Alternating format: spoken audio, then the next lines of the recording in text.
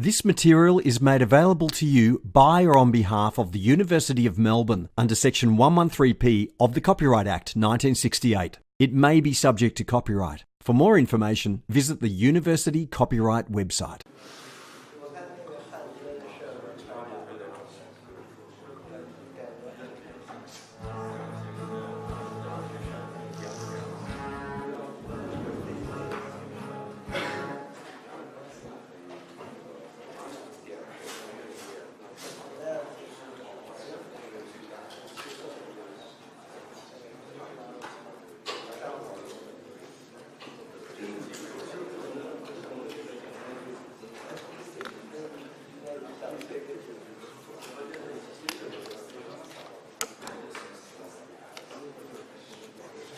Thanks for coming. A couple of little videos to show in a minute or two. Where I got to yesterday was just reinforcing that idea that Professor Ashby jumped between solid circle, solid square for unity. There's a 4th edition table, same essential information, and yet the unity has been changed from circle to square. Just FYI. There it is in an earlier version again for K, torsion. And as I said yesterday, you don't have to memorise, you just have to know bending's being looked for or torsion's being looked for. Make sure you go for the correct table to get the correct information. And there's, 2nd edition was up on the screen, and now 4th edition is up on the screen. Same essential information, just a bit prettier in the newer edition. And on it goes to fancier I-beam, T-shaped shapes. Okay. So the important bit about this page or slide is all those shapes on the top, because I'm going to start showing a couple of images with, a huge amount of little envelopes, and you'll think, well, what are all those gazillions of envelopes corresponding to? Well, it's this and more. All the different possibilities of shape that exist.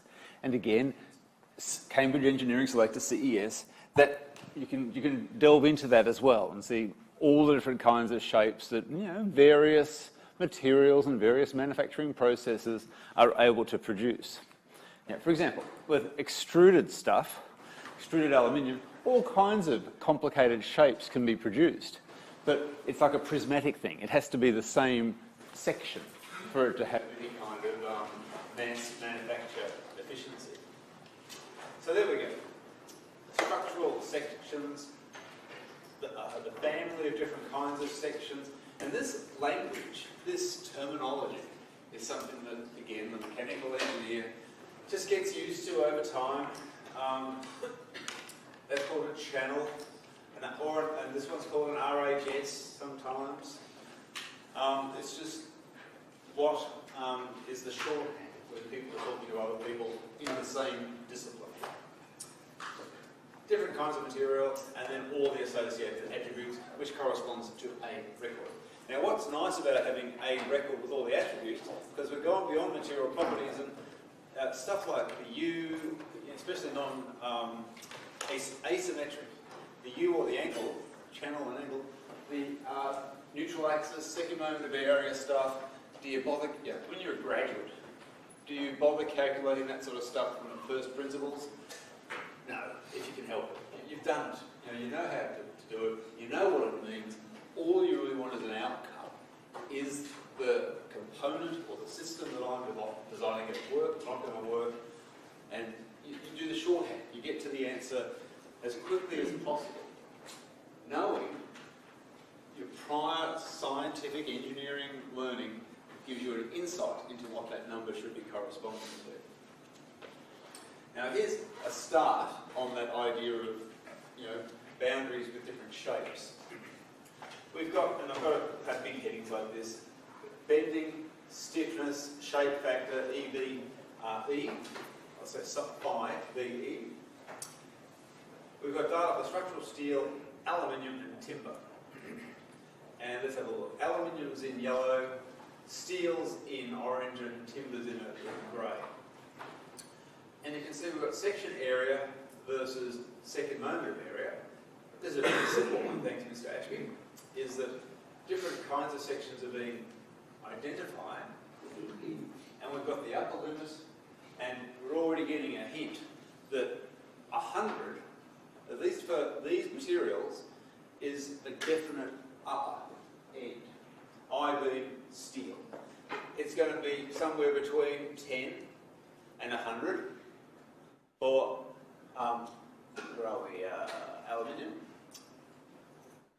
The upper end of aluminium is there, so we know there's more than 10, less than 100. The lower end of aluminium is between 1 and 10, so square, and something, if it's rectangular, 1 on the base, 10 high. So then you can even go a bit higher than that, so thinner and taller is where we're going to. And all these square bits down the bottom are just indicating, you know, the very lowest end.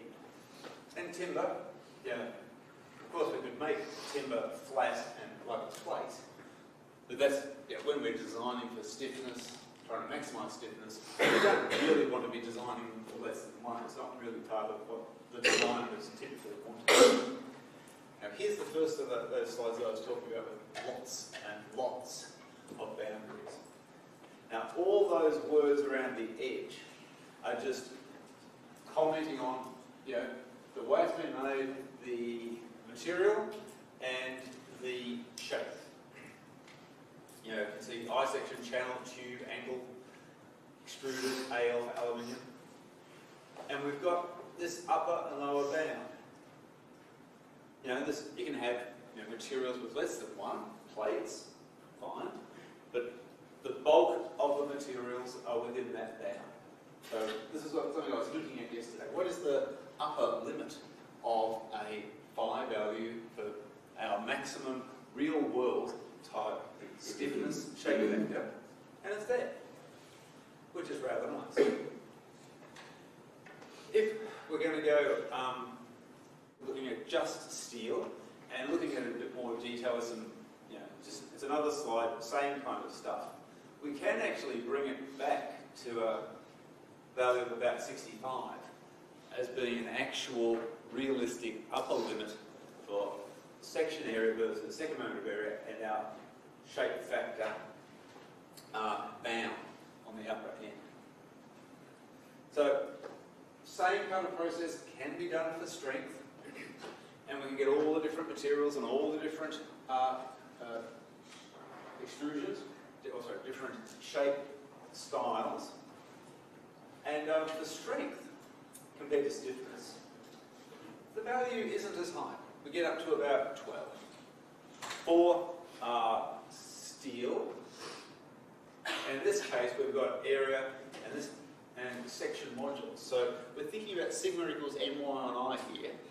M, y on I corresponds to m on z, if you remember.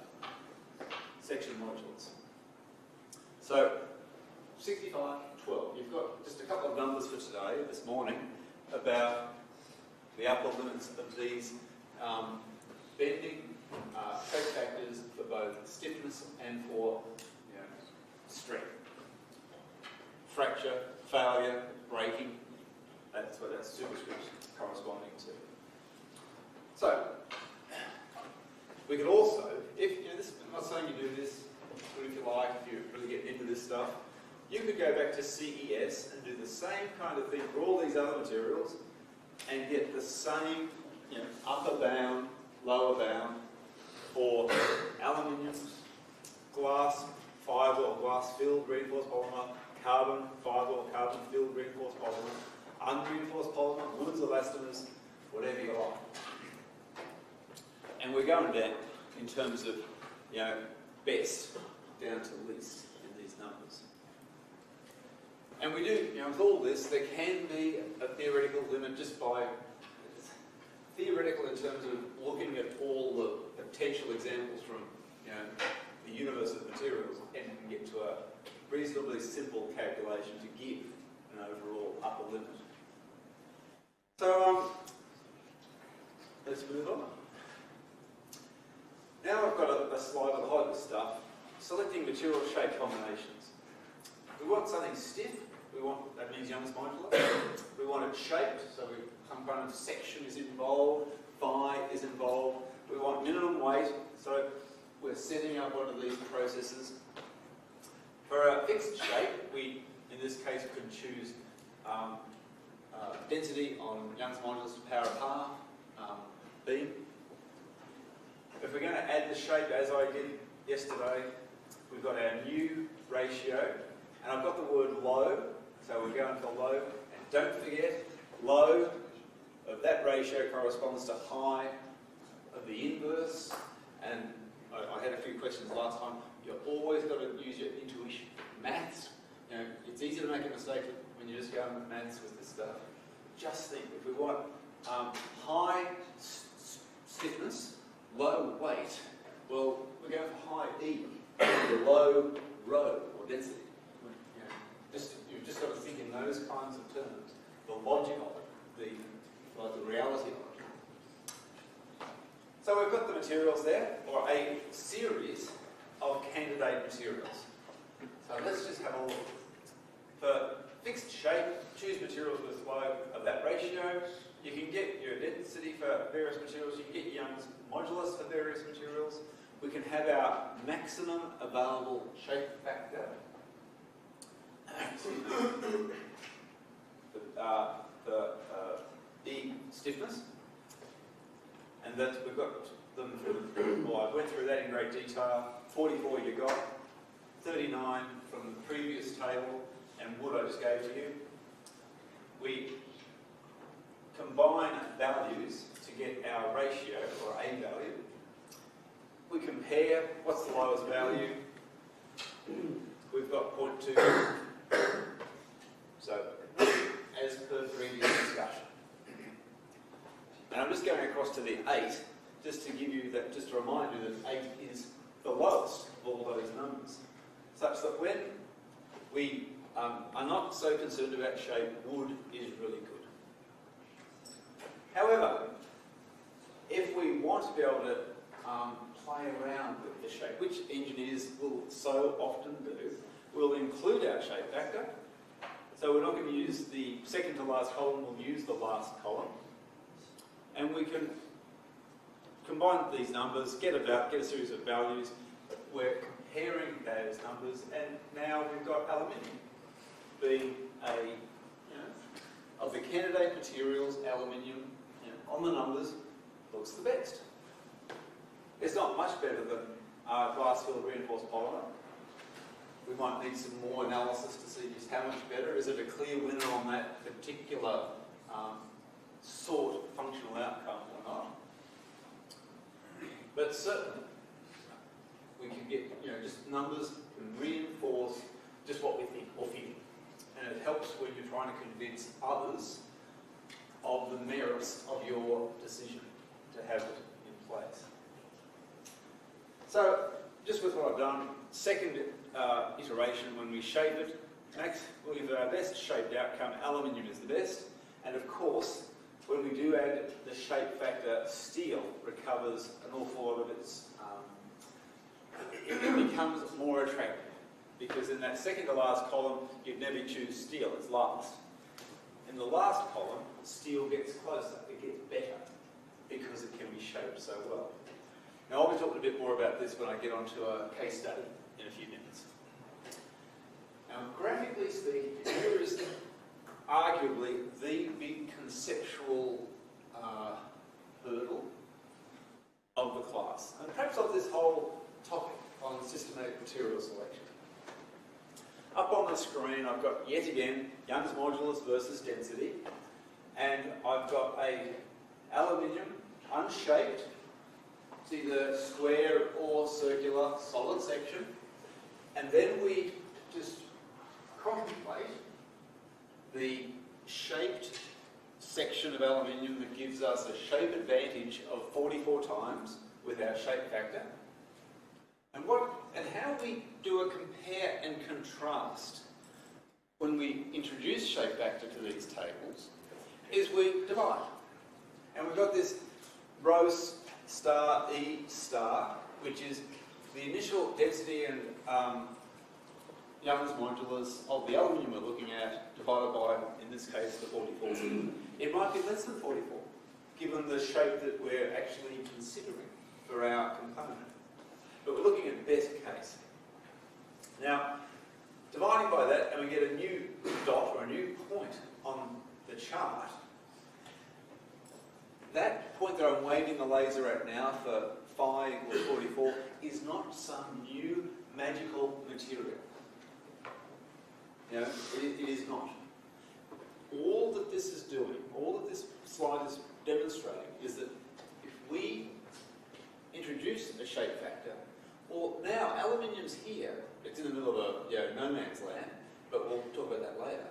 But if we have wood, all these woods that are just square or circle solid, well, aluminium is better than them in terms of density. But it could be argued if the wood's up there, the aluminium that's been shaped has a Young's modulus that is, it's gone down a little bit. We have to investigate that further. Now, you might be thinking, wood doesn't have to be solid circle, solid square. And you're right. So the wood could also be shaped in a way, and that brings it down here as well. It brings it closer to where the aluminium shaped is, and then we're comparing, a shaped material A with another shaped material B. It gives the engineer an opportunity to compare reasonably. Not just to say, with what this stuff that I've already just done for you, that's the end of the story. We can just move on now.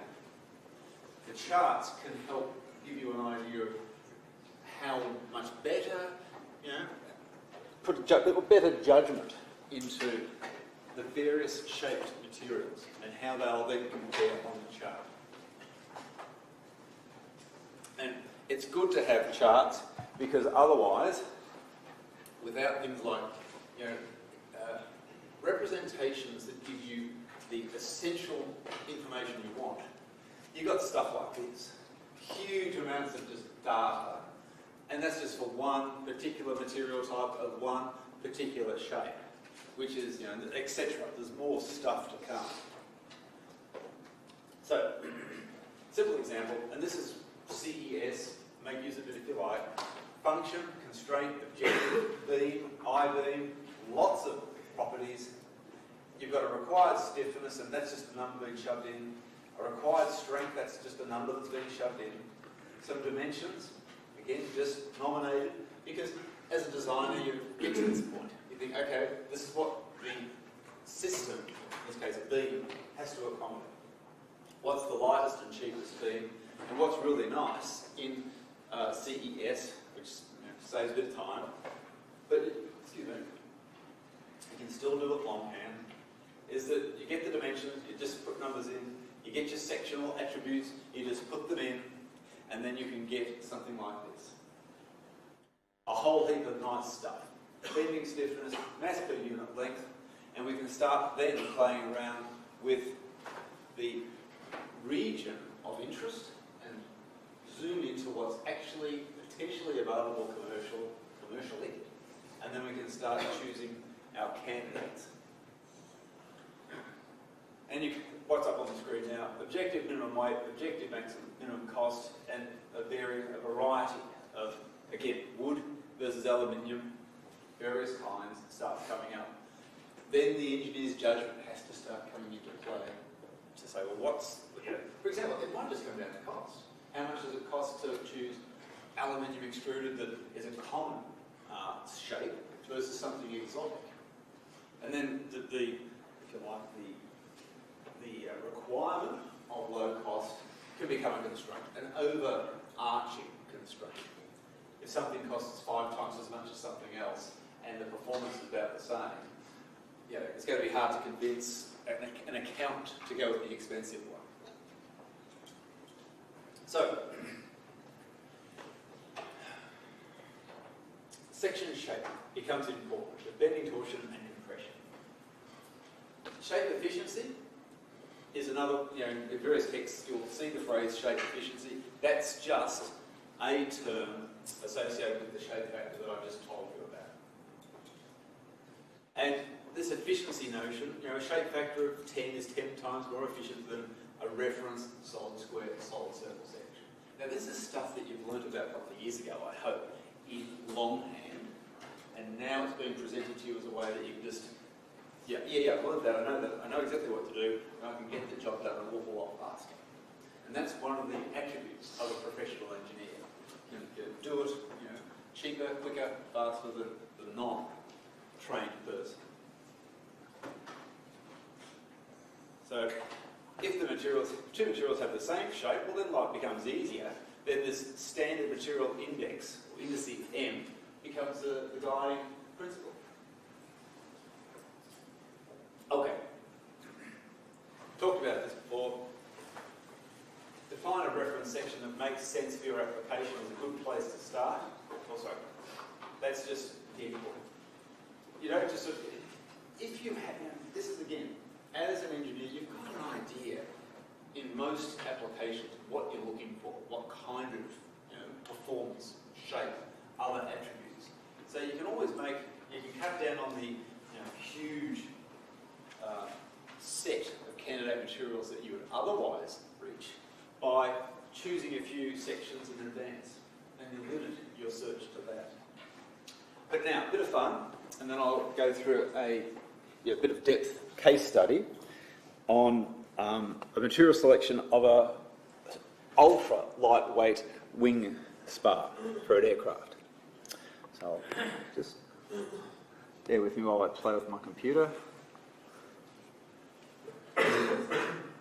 Now this is an old video, but first off, I'll set the scene. So I'm not showing you the whole video. Back in 1959, there was a competition put together called the Kremer Prize. At the time, £50,000 for the first human-powered aeroplane.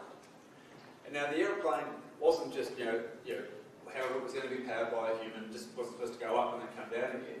It had to go up, go above a certain height, do a certain path, complete a certain path, and at certain key points along that path have to be a certain distance above the ground. Now, back then, £50,000 was a huge amount of money, plus the prestige of who gets to do something first. That always has to be someone, that's like, it has never been done, it can't be done, no one's ever going to be able to do that, turning into, done now. Now, this whole idea of human-powered aircraft, it's like people at competitions. It's not common around here, but it is something that a lot of people play around with. But someone had to come first. And that's, a very important thing for designers, creators. So I gave you that because I'm not giving you the whole video, which would take a lot longer to get through than me just saying that little introduction.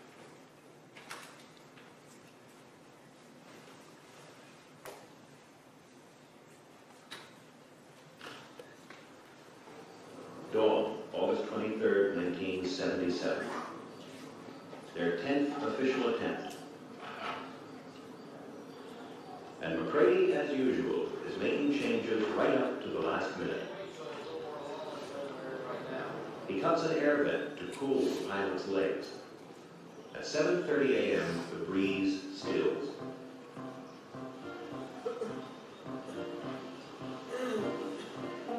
Have a look at that front. The rudder is at the front.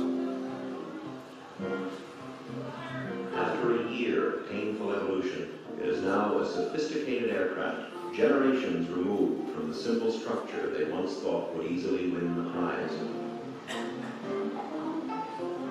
No iteration.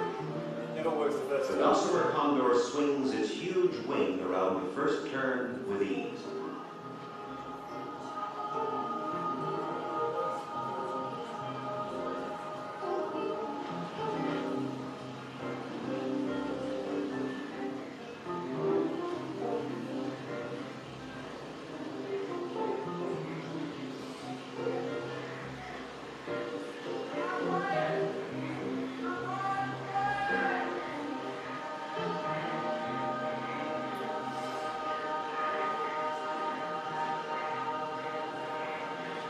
might imagine, had to get someone who was a very good pilot and skinny and muscular and a bike rider.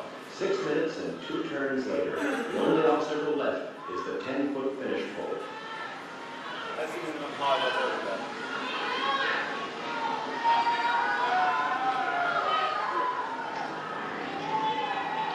Man-powered flight has become a reality.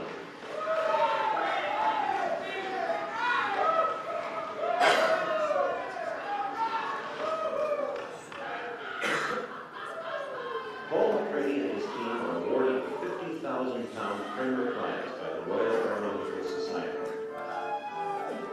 After thousands of years of man pursuing the goal of man-powered flight, Paul McCready and the Gossamer Condor have fulfilled that ageless dream.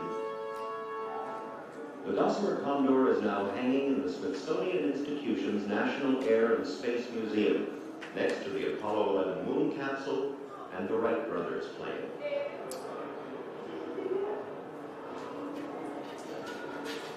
There we go.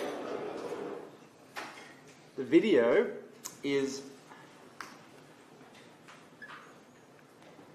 I got a DVD of it for us all. It's in the library. You can borrow the whole thing if you like, if you're interested. I hope you do. I've actually been to the Smithsonian. It is very nice to see this flimsy little thing sitting up next to all those other, step changes in human technology. So I hope some others in the room have been, and if you haven't, I recommend you go. So that by way of a bit of exciting introduction, because it's a big deal, and it doesn't get that much publicity for some reason. On the bottom left is, as I've said, it's more of a sport now than anything, and that's a more modern version, same essential principles, pilot who is essentially riding, using the bigger muscles of the legs to power the propeller. And we've got our design task, we're simplifying. We're looking at the wing spar. We're looking at minimum mass as an objective, and our constraints are stiffness with constraints are specified stiffness, specified length. Stiffness because we don't want the wing to be too floppy, too rigid. We don't want it to wobble around too much, and it's got to have a certain length to allow for the lift. Now, there's also a spar that carries the tail section. We're not looking at that today. And for those who are interested, go and have a look at the video. They had any number of crashes with that Gossamer Condor process before they finally got to something that worked. And there's a little image up there of just when these things, because they're so flimsy, and they're not designed to have a large impact. If there is a large impact, it's catastrophic, as that very small image shows. Google, Gossamer Condor, break, fail, smash. We get any number of photos of that. But for now, transverse spar carrying the wing. Now, I apologise, lots of words, but I'm not going to read them all. It's just this is the depth of thinking that the engineer has to go through. So, first thing in orange.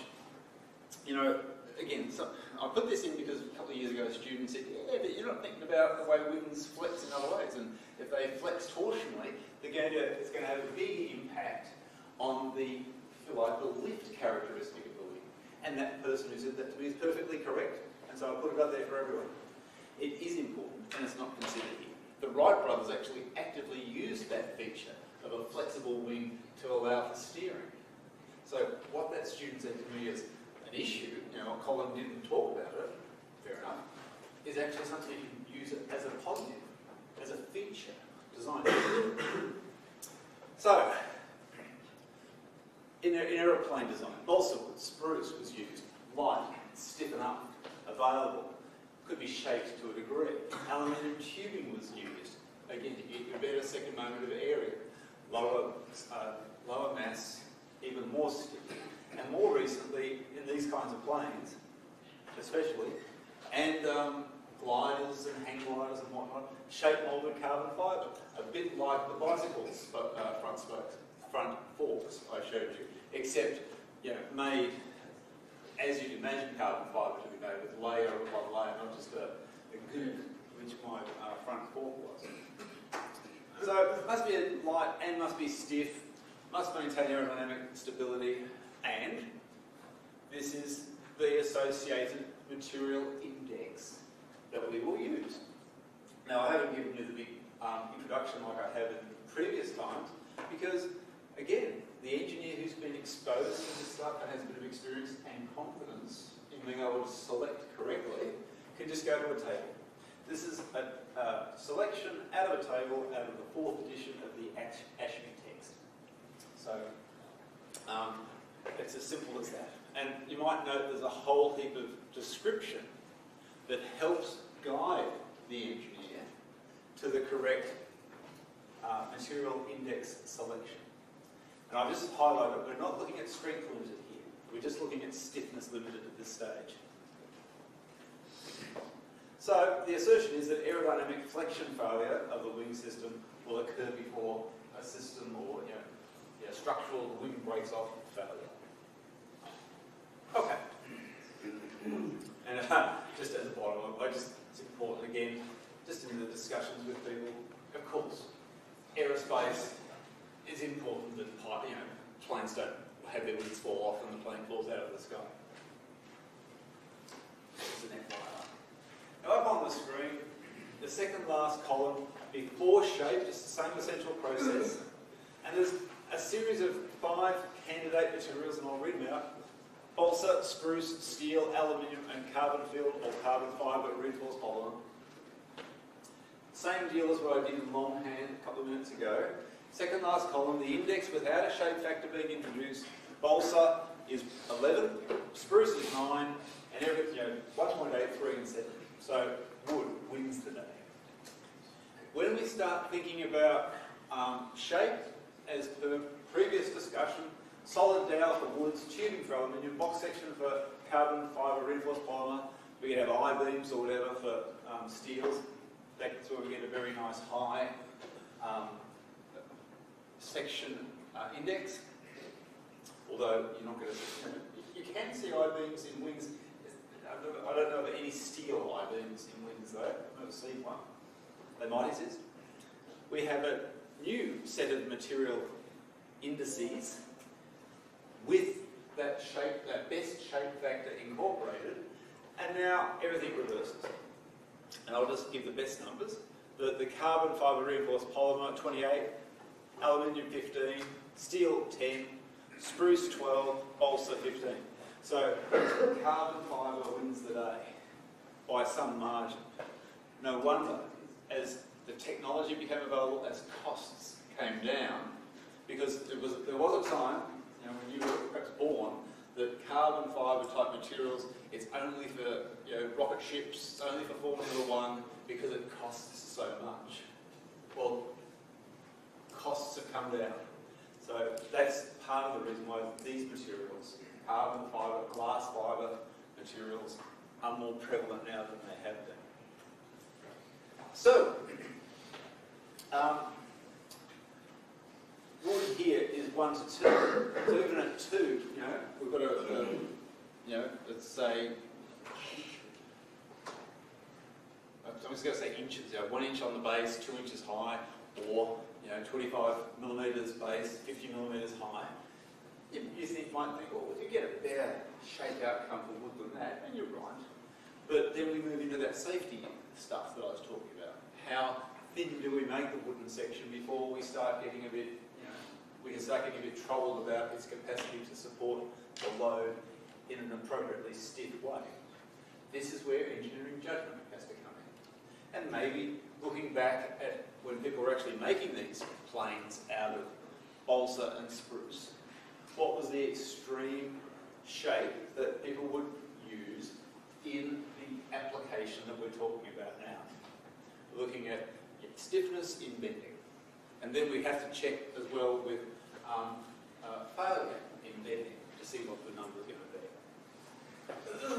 And as per the discussion I introduced with this idea of when we introduce a shape factor and we look at the charts, what does that do to our comparative study? And I'll say it again because I always have students that, it's a conceptual leap, and I get it, first time you've been exposed. that where I'm pointing the laser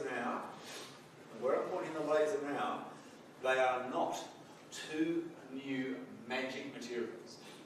It is just a point on a chart that corresponds to the material properties that have been shaped that allows us to look at and compare that current, the advantage of shape to other materials that may not have that same extent of opportunity, that you can't shape them in as advantageous a way. So that's what I've got. Aluminium and carbon-filled reinforced polymer. If they were solid circle, solid square, that's where they'd be. However, we give our aluminium a factor of 20, our carbon fibre a factor of 10, and you might be interested to see that because we're dealing with log-log, they're pretty tight. You can see why, again, carbon fibre wins just by looking at the chart. Higher stiffness, roughly about the same equivalent density. Roughly an advantage in stiffness, roughly the same equivalent density. Which is a rather nice, hopefully everyone can see it outcome. And the stiffness up there, equivalent, let's just say all those woods that I'm white wall, woods there as well, and woods there as well, woods everywhere. But this perpendicular to grain, and that's an important thing about wood, it is non-homogeneous because of the way timber grows and the cellular structure of wood. It'll be stronger in one direction compared to another. But there is our parallel to grain, that's, if you like, our best stiffness wood. And that where I'm waving the laser now around that bubble, it's unmodified. The shape has not been modified. So solid circle, solid square. And we know we can improve that a bit. So we could ask how much, if we do an equivalent, how much better can we get? What's the comparison then? That's something else that the engineer can do to analyse, a limited set of candidate materials, and we're shaping them in the best way we can. And so there we go. There's a bit more stuff. And we've got our spruce and balsa down there, by the way. And if we could multiply by 2 on that and see where we go, but I've just added those green and blue lines with arrows just to indicate why shaped, metal shaped carbon fibre has, we can see a good argument as to why they have taken over in this particular application. And I'm sorry, now a lot of losers, because this is, again, partially here so you don't think the table, the chart, the lookup, the CES software will solve all your problems for you. Now, woods are shaped because of their cellular structure. That gives them an advantage. Aluminium is a lot denser, and it has a higher Young's modulus. And that idea of it can be drawn. Hopefully you've done this in other subjects. I just presuppose that you appreciate that aluminium can be made very, very thin. Anytime you have a drink, with an aluminium can, Coca-Cola or something, you can appreciate just how thin aluminium can be drawn, into a long cylinder. Now, that shape factor exploits it, but I just want to put this. This is, and I don't have a can, I'm not going to do it. Hopefully, you can do it yourself if you like. Empty can of Coca-Cola or whatever, stand on it. And if the walls are still uniform and integral, it'll support your weight. But not with a finger, get a friend with a ruler just to give it a light tap and put a kink or a discontinuity into that wall and watch how quickly it crushes on itself. So it does have that as a downside. Local elastic buckling is a potential consequence of all this sort of advantage I'm talking about. Now, a wing spar is unlikely to buckle, but I did talk about twist. So you could ask, torsion. You could ask yourself, what could potentially happen if you have a little discontinuity? You drop a tool onto that aluminium spar, puts a little dent on it, and it's still, and the dinge is in a place where the stiffness in bending is still okay, but then it has to twist for some reason. There's a gust of wind in this application. Is that going to be a consequence? Now, I assert yes, there's the potential for it to be a consequence, but I then have to say more investigation needed because I don't know how much. That could be something that others have already done. Could be, which is why we've now got carbon reinforced polymer being so popular, because it doesn't necessarily, it'll be a bit thicker, because it's not as dense as aluminium. And being a bit thicker means if it does get a bit of a surface defect, it's likely that it will have a better torsional resistance, local elastic buckling resistance. This is the kind of process that the engineer has to go through. Okay. Now, just to tie this off, because that 1970s video, it's fun and whatever, but it is old. Imagine a group of university students and some PhD students thinking, okay, there was that earlier prize about human-powered flight of an aircraft. In more recent times, in 1980, the American Helicopter Society introduced something called the Sikorsky Prize, which was essentially human-powered hovering, like a helicopter. And there's a bit up there, it's got this human-powered helicopter has to be in the air for 60 seconds, has to get up to 3 metres in height, and the centre point of the aircraft must stay within a 10 by 10 metre envelope. So that is, the pilot goes up 3 metres, stays there for 60 seconds, and then comes straight back down again. And a group of university students from Canada did this. It is extraordinary. Allow me to show you.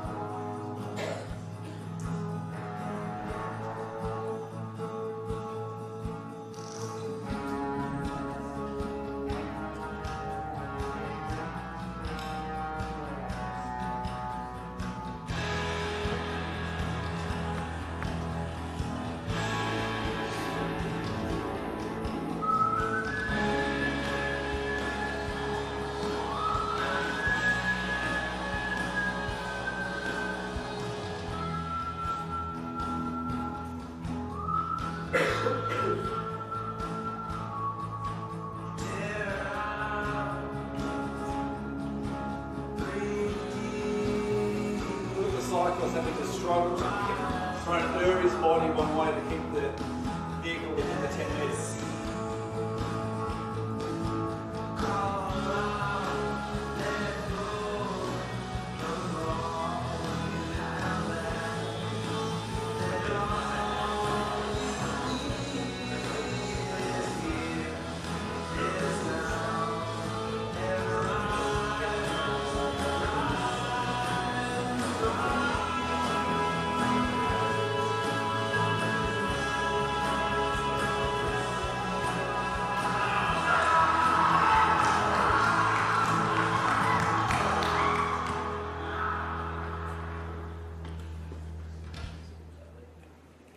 That's pretty good. Oops, sorry, we don't need to see it again. It's good, but not that good. Don't ever think that's all been done, there's nothing left to do. Our discipline, mechanical, mechatronic engineering, it's all sort of saturated. All the high-tech stuff is being done in electronics or computer science. Don't believe it. This is only 2013. And they won $250,000. And as I've got up there, University of Toronto is where they achieved this. You might know that they've had a beautiful big indoor sporting field this time to stop any wind effects. You might also have noticed, I can go forward a slide, just in case the video doesn't work, I've got a few stills I took. Again, for those who are interested, this is not examinable, but this is our discipline. This is where people achieve stuff and we can all learn from what they've done. one of the things is to have a think about the structure.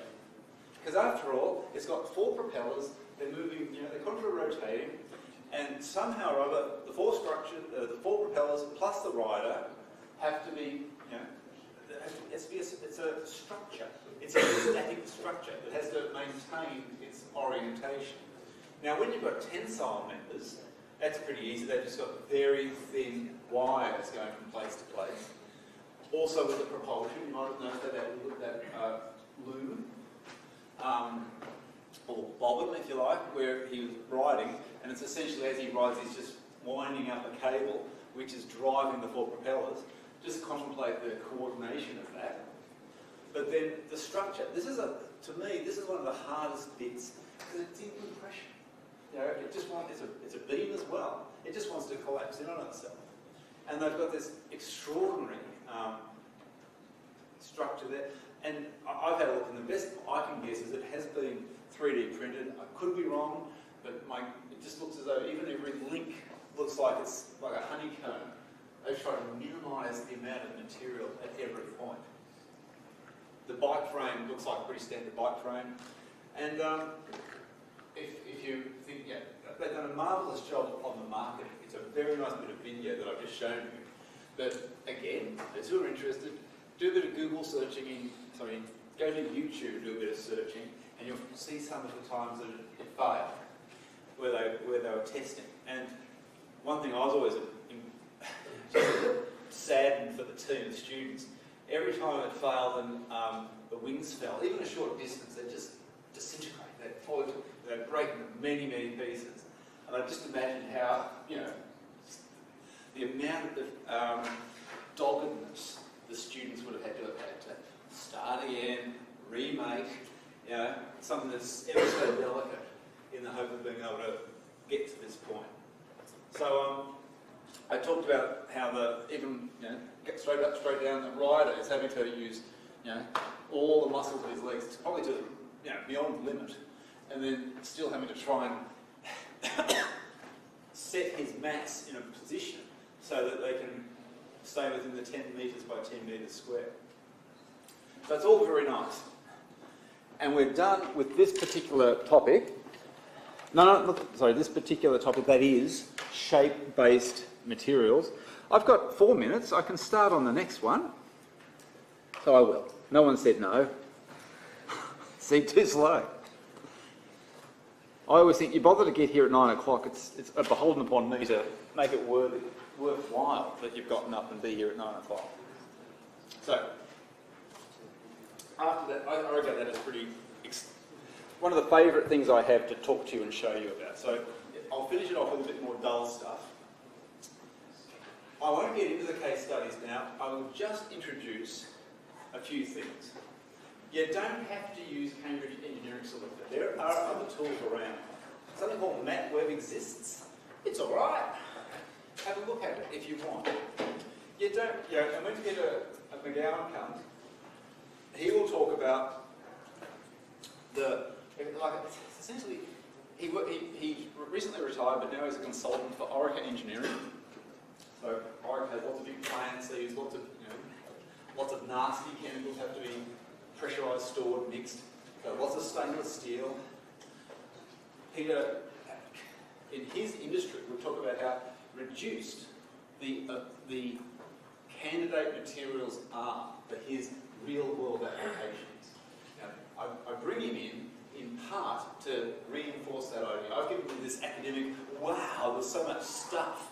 And I want him to come in and just give you a reality check about, when you walk into an environment, you might be a bit more limited than you would like. And I hope he tells you about his boron example, which is a cracker. I might even encourage you to. So, sources. Up on the screen now, I'm not going to read it. Task, conceptual design, embodiment, detail design. In the material selection process, it's very similar to what you've already been exposed to with the essential conceptual design process. You go through a series of stages, and there will always be iteration, and there will always be variation.